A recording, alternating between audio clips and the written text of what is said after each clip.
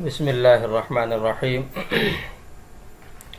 الحمد للہ وکفا وسلام علی عبادہ الذین اصطفى اما بعد۔ آگے امام طحاوی رحمۃ اللہ علیہ فرماتے ہیں ما زال بصفاته قدیما قبل خلقه لم يزدد بكونهم شيئا لم يكن قبلهم من صفاته وكما كان بصفاته ازليا كذلك لا يزال عليها ابديا۔ کہ اللہ تبارک و تعالی مخلوق پیدا کرنے سے پہلے ہمیشہ سے اپنی صفات کے ساتھ قدیم ہے۔ مخلوقات کے پیدا کرنے سے اللہ کے صفات میں کسی ایسی چیز کا اضافہ نہیں ہوا جو پہلے اللہ تعالی میں نہ ہو، جو پہلے نہ ہو۔ یعنی مخلوق کے پیدا کرنے سے پہلے اللہ تبارک و تعالی میں کسی صفت کا اضافہ نہیں ہوا یا کسی صفت میں کمال نہیں آیا، اور جس طرح اللہ تعالیٰ اپنی صفات کے ساتھ ازلی ہیں اسی طرح ان صفات کے ساتھ اللہ تعالیٰ ابدی بھی ہیں۔ یعنی امام طحاوی رحمۃ اللہ علیہ کا ایک تو فرمانے کا مقصد یہ ہے، اس کی تشریح یہ ہے کہ اللہ تبارک و تعالی وہی بات جو پہلے سے بتاتے چلے آ رہے ہیں کہ اللہ تبارک و تعالی کی تمام صفات ازلی ہیں، ابدی ہیں، دائمی ہیں، کامل، مکمل، اکمل، اتم ہیں۔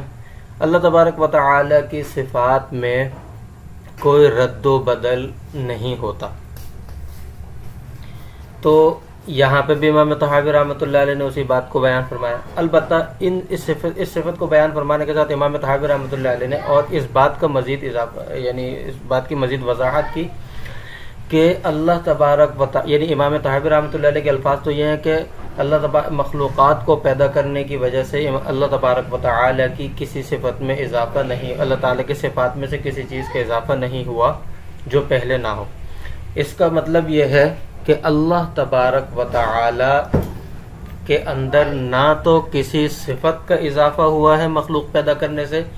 اور نہ ہی اللہ تبارک و تعالی کی کسی صفت کے اندر کمال آیا ہے یا کسی صفت کے اندر زیادتی اور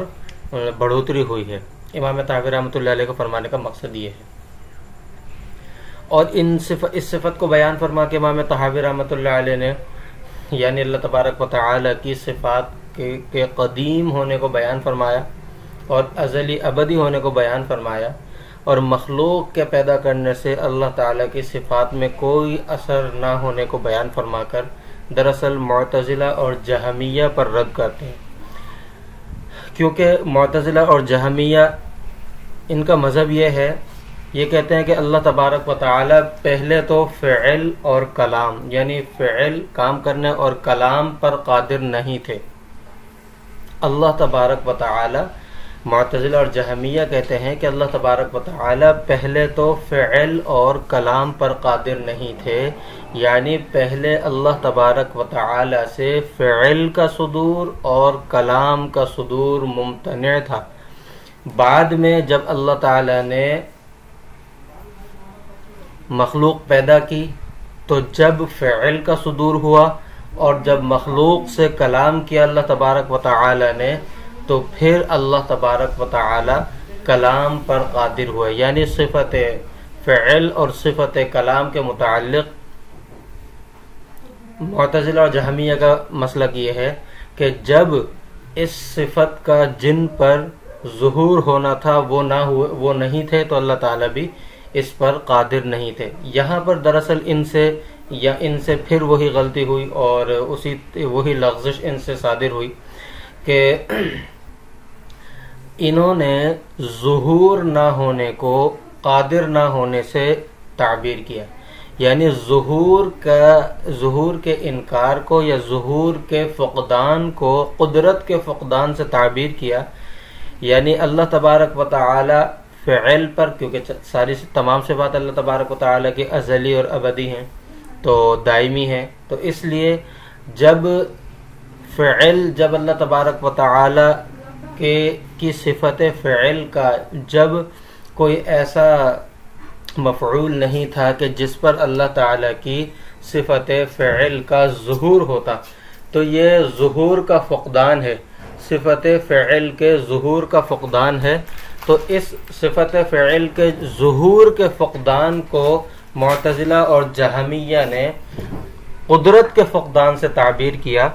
اور انہوں نے یہ کہا کہ اللہ تعالیٰ پہلے تو فعل اور کلام پر قادر نہیں تھے، بعد میں قادر ہوئے۔ تو اس پر امام طحاوی رحمۃ اللہ علیہ نے رد کیا ہے، اور امام طحاوی رحمۃ اللہ علیہ نے ان کی اس بات کی تردید کی ہے، کیونکہ کسی بھی صفت کا فقدان جو ہے وہ نقص کو مستلزم ہے، اور اللہ تبارک و تعالی ہر نقص اور تمام نقائص سے پاک ہیں۔ تو یہ کیسے جائز ہو سکتا ہے کہ پہلے تو اللہ تعالیٰ کمال کے ساتھ متصل، اللہ تعالیٰ میں اللہ تبارک و تعالی میں کمال نہ ہو اور بعد میں اس کے اندر کمال آئے؟ تو یہ اللہ تعالیٰ کی شان میں سخت گستاخی ہے، اس لیے امام طحاوی رحمۃ اللہ علیہ اس پر رد فرما رہے۔ خود اللہ تبارک و تعالی فرماتے وَلَٰكِنَّ اللَّهَ يَفْعَلُ مَا يُرِيدُ، کہ اللہ تبارک و تعالی جو چاہے کرتے ہیں، یعنی اللہ تعالی جب جو چاہے کرتے ہیں، اس سے جو چاہے کرتے ہیں، اس سے بتانے کا مقصد ہی یہ ہے کہ اللہ تبارک و تعالی اللہ جل جلالہ جو ہیں ہر وقت فعل پر قادر ہیں۔ اسی طرح دوسری جگہ اللہ تبارک و تعالی نے ارشاد فرمایا کہ ذو العرش المجید فعال لما یرید، کہ عرش مجید کا مالک اور جو چاہے، یعنی جس چیز کا وہ ارادہ کرے وہ کام کرنے والا، اور بہت اچھے انداز سے، بڑے ہی عمدہ انداز سے کرنے والا۔ تو اس لیے امام طحاوی رحمۃ اللہ علیہ نے قرآن کریم کی ان دو آیتوں کو مد نظر رکھتے ہوئے یہ اہل سنت الجماعت کا یہ مسلک اور عقیدہ بیان فرماتے ہوئے معتزلہ اور جہمیہ پر رد فرمایا۔ پھر آگے اگلے عقیدے میں فرماتے امام طحاوی رحمۃ اللہ علیہ کہ لیس منذ خلق الخلق استفاد اسم الخالق ولا بإحداثه البریۃ استفاد اسم البارئ له معنى الربوبیت ولا مربوبہ ومعنى الخالقیت ولا مخلوق۔ فرمایا کہ ایسی بات نہیں ہے، یعنی اس کا ترجمہ بامحاورہ ترجمہ اس کا زیادہ آسان رہے گا کہ ایسی بات نہیں ہے کہ جب اللہ تبارک و تعالی نے مخلوق کو پیدا کیا، جب اللہ تعالیٰ کو خالق کا نام پڑا، خالق کا نام اللہ تعالیٰ کو ملا اور اللہ تعالیٰ صفت خالقیت سے جب متصف ہوئے، ایسا نہیں ہے۔ اسی طرح اللہ تعالیٰ نے اللہ تبارک و تعالیٰ کا جو نام ہے الباری، تو یہ نام بھی اللہ تبارک و تعالیٰ کا زمین اور آسمان بنانے کے بعد نہیں ملا اللہ تعالیٰ کو یہ نام، اور نہ ہی یہ صفت اللہ تبارک و تعالیٰ کی آسمان اور زمین کے بنانے کے وقت یہ صفت جو ہے اللہ تعالیٰ کے اندر آئی، ایسی بات نہیں ہے۔ بلکہ فرماتے لہو معنی الربوبیت ولا مربوبہ، اللہ تعالیٰ کے لیے تو ربوبیت یعنی رب کے معنی صفت ربوبیت اور معنی رب اللہ تعالیٰ کے لیے اس وقت بھی تھا جب کوئی مربوب یعنی کوئی پرورش پانے والا یعنی پلنے والا نہیں تھا، جس کو پالا جائے، جب وہ کوئی نہیں تھا، جب بھی اللہ تعالیٰ کے اندر صفت ربوبیت تھی، کیونکہ اللہ تعالیٰ کی تمام صفات ازلی اور ابدی اور دائمی ہیں۔ اسی طرح فرمانے کہ جب کوئی مخلوق نہیں تھی، کوئی پیدا ہونے والی چیز نہیں تھی، اس وقت بھی اللہ تبارک و تعالی صفت خالقیت سے متصف تھے، اور اللہ تبارک و تعالی کے لیے یہ خالق کا نام تھا۔ یہ بیان فرما کر امام طحاوی رحمۃ اللہ علیہ یہاں پر بھی معتزلہ اور جہمیہ فرقے پر رد کرنا چاہتے ہیں، کیونکہ معتزلہ اور جہمیہ فرقہ جو ہے ان کا مسلک یہ ہے، یہ کہتے ہیں کہ اللہ تبارک و تعالی کا خالق اور باری ہونا پہلے نہیں تھا، بلکہ مخلوق کو پیدا کرنے کے بعد اور کائنات کو بنانے کے بعد اللہ تبارک و تعالی خالق ہوئے اور باری ہوئے،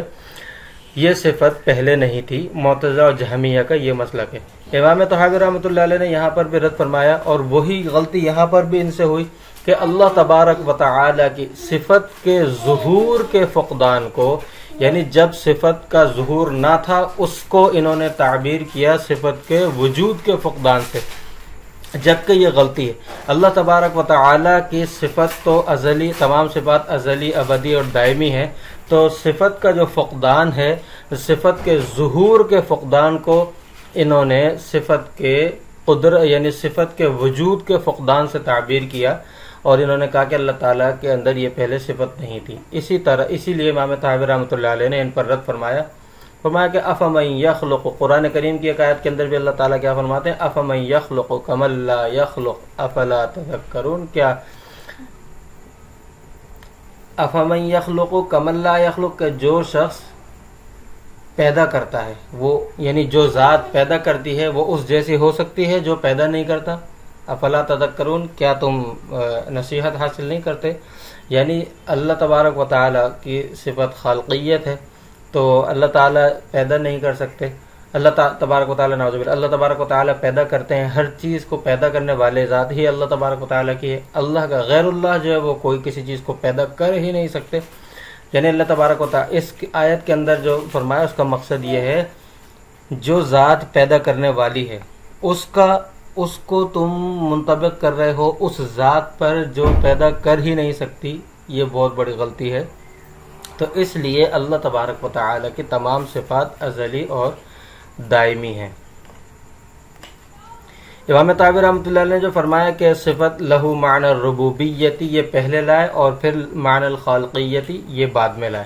ربوبیت کا صفت امام طحاوی رحمۃ اللہ علیہ اگلی لائن میں پہلے لے کے آئے، لیکن خالقیت بعد میں لائے. اس میں نقطہ بھی یہ ہے کہ خالق وہ ہوتا ہے جو ایک چیز کو عدم سے وجود کی طرف لے جاتا ہے، اور رب وہ ہوتا ہے جو ایسی تربیت کرنے والا ہو جو تمام مصالح تمام مصلحتوں کا لحاظ رکھتے ہوئے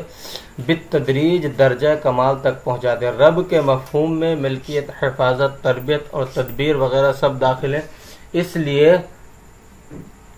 اس لیے ربوبیت کا لفظ امام طحاوی رحمۃ اللہ علیہ پہلے لائے اور خالقیت کا بعد میں لائے. آگے فرماتے ہیں وَكَمَا أَنَّهُ مُحْيِي الْمَوْتَى بَعْدَمَا أَحْيَاهُمْ اسْتَحَقَّ هَذَا الْإِسْمَ قَبْلَ أَحْيَائِهِمْ كَذَلِكَ اسْتَحَقَّ اسْمَ الْخَالِقِ قَبْلَ إِنْشَائِهِمْ ذَلِكَ بِأَنَّهُ عَلَى كُلِّ شَيْءٍ قَدِيرٌ وَكُلُّ شَيْءٍ إِلَيْهِ فَقِيرٌ وَكُلُّ أَمْرٍ عَلَيْهِ يَسِيرٌ لَا يَحْتَاجُ إِلَى شَيْءٍ لَيْسَ كَمِثْلِهِ شَيْءٌ وَهُوَ السَّمِيعُ الْبَصِيرُ. فرماتے کہ اللہ تبارک و تعالی، جیسے اللہ تبارک و تعالی مردوں کو زندہ کرنے کے بعد صفت محیی اللہ تبارک و تعالی کے اندر پائی گئی، اسی طرح اللہ تبارک و تعالی مردوں کو زندہ کرنے سے پہلے بھی صفت محیی کے ساتھ متصف تھے. بالکل اسی طرح جیسا کہ اللہ تبارک و تعالی مخلوق کو پیدا کرنے سے پہلے صفت خالقیت کے ساتھ متصف تھے. اور یہ اس لیے کیونکہ اللہ تبارک و تعالی ہر چیز پر قادر ہیں اور ہر چیز اللہ تبارک و تعالی کی محتاج ہے اور اسی کی طرف رجوع کرنے والی ہے، اور اللہ تبارک و تعالی پر ہر چیز ہر کام آسان ہے. اللہ تعالی کسی چیز کے محتاج نہیں. لیس کمثلہ، اللہ تبارک و تعالی کی مثل کوئی نہیں، وہ سننے اور دیکھنے والا ہے. یہاں پر بھی امام طحاوی رحمۃ اللہ علیہ معتزلہ اور جہمیہ پر رد کرنا چاہ رہے ہیں. ان کا عقیدہ یہ ہے کہ اللہ تبارک و تعالی کے اندر پہلے صفت محیی اللہ تبارک و تعالی کے اندر نہیں تھی، بلکہ مردوں کو زندہ کرنے کے بعد صفت محیی اللہ تبارک و تعالی کے اندر پائی گئی ہے. اس صفت کے ساتھ اللہ تعالیٰ پہلے متصف نہیں تھے، بعد میں متصف ہوئے. تو امام طحاوی رحمۃ اللہ علیہ انہی پر رد فرما رہے ہیں کہ پھر وہی غلطی کے صفت کے ظہور کے فقدان کو تعبیر کیا ہے صفت کے وجود کے فقدان سے. تو امام طحاوی رحمۃ اللہ علیہ ان کا رد فرمایا، ان کا انکار فرماتے فرمایا کہ نہیں، اللہ تعالیٰ جس طرح مردوں کو زندہ کرنے کے بعد صفت محیی کے ساتھ متصف تھے، اسی طرح اللہ تبارک و تعالیٰ مردوں کو زندہ کرنے سے پہلے بھی صفت محیی کے ساتھ متصف تھے. اسی طرح قرآن اور احادیث متواترہ میں اللہ تبارک و تعالی کا مذکورہ صفات کے ساتھ متصف ہونا، اس کی تصریحات موجود ہیں قرآن اور احادیث متواترہ کے اندر. اور ان صفات کے جو نقائص ہیں، ازداد ہیں، عیب ہیں، ان کا اللہ تبارک و تعالی سے نفی کی گئی ہے. ہر نقص اور ہر عیب سے اللہ تبارک و تعالیٰ کے پاک ہونے کو بیان فرمایا گیا، جیسا کہ خود قرآن کریم میں اللہ تعالیٰ فرما رہے ہیں انما امرہ اذا اراد شیئا ان یقول له کن فیکن، کہ اللہ تعالیٰ کی شان تو یہ کہ اللہ تبارک و تعالیٰ جب کوئی کام کرنے کا ارادہ کرتے تو اس کو کہتے ہیں ہو جا، وہ ہو جاتی۔ تو اس کے اندر اس سے کیا پتہ چلتا ہے کہ اللہ تبارک و تعالیٰ کے اندر تو یہ صفت موجود ہے کہ جو کام جب کرنا چاہیں اس کو صرف اللہ تعالیٰ کن کہتے ہیں اور وہ ہو جاتی ہے۔ تو اس کا مطلب یہ ہو کہ اللہ تبارک و تعالیٰ کہ صفت محیی اگرچہ اس کا ظہور بعد میں ہوا لیکن اس کا وجود اللہ تعالیٰ کے اندر شروع ہی سے ہے اور ازل ہی سے ہے۔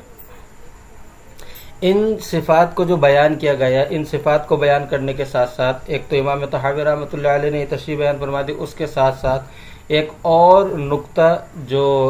سلوک اور احسان کے متعلق، تصوف کے متعلق نقطہ ہے، وہ یہ پتہ چلتا ہے کہ اللہ تبارک و تعالی کی جب تمام کی تمام صفات ازلی اور ابدی ہیں تو انسان کے روح کے متعلق، روح کے اندر جو انقلابات ہوتے ہیں، بیماریاں ہوتی ہیں، روحانی بیماریاں ہوتی ہیں، یا روح کو موت واقع ہو جاتی ہے، روح کو موت واقع ہونے کا مطلب یہ ہے کہ انسانی روحانی اعتبار سے انسان کا بالکل کباڑہ ہو چکا ہو جاتا ہے، تو فرمایا کہ یہ ساری کی ساری چیزیں بھی، یعنی روحانی بیماریوں کو ختم کرنا اور روح کو زندہ کرنا، یہ سب اللہ تبارک و تعالی ہی کر سکتے ہیں اور کوئی نہیں کر سکتا۔ ہاں سبب کے درجے میں بطور علاج کے، جیسے ڈاکٹر کے پاس جاتے ہیں، اسی طرح کسی اللہ والے کے پاس جا سکتے ہیں، کسی بزرگ کے پاس، عالم کے پاس جا سکتے ہیں، بلکہ جانا چاہیے، لیکن یہ عقیدہ یہ ہو کہ یہ کرنے والی ذات صرف اللہ تبارک و تعالی کی ہے، کوئی بزرگ، کوئی پیر خود سے کچھ نہیں کر سکتے، وہ بھی اللہ سے مانگ کر ہی ہمیں دیں گے، یہ عقیدہ ہو، اور یہی عقیدہ اسلام کی بنیاد بھی ہے، اور یہی عقیدہ جو ہے مسلمانوں اور اہل سنت کی خاص علامت بھی ہے۔ لہذا جب انسان کو اپنے روحانیت کے اندر کمزوری اور کوتاہی محسوس ہو رہی ہو تو اس وقت بھی اس کو چاہیے کہ اللہ تبارک و تعالی کی طرف بطور خاص رجوع کرے اور اللہ کے نیک بندوں کے ساتھ اٹھنا بیٹھنا شروع کرے، تو انشاءاللہ روح کے اندر جان پڑتی جائے گی۔ اور اس کے ساتھ ساتھ احادیث کے اندر بھی آتا ہے کہ ذکر کرنے والے اور ذکر نہ کرنے والے کی مثال زندہ اور مردہ کسی ہے، تو اسی طرح ذکر کرنے والا جب زندہ ہے تو اس لیے اس صورت میں بھی ہمیں ذکر کے زیادہ سے زیادہ چلتے پھرتے کوئی بھی اللہ تبارک و تعالیٰ کا ذکر کرنا چاہیے، کیونکہ ذکر جو ہے یہ بھی روح کو زندگی بخشنے کا سبب ہے اور روح کو اس سے زندگی عطا ہوتی ہے۔ اللہ تبارک و تعالیٰ ہمیں روحانی اور جسمانی تمام بیماریوں سے محفوظ فرمائے اور ایمان پر موت عطا فرمائے۔ وآخر دعوانا الحمد للہ رب العالمین۔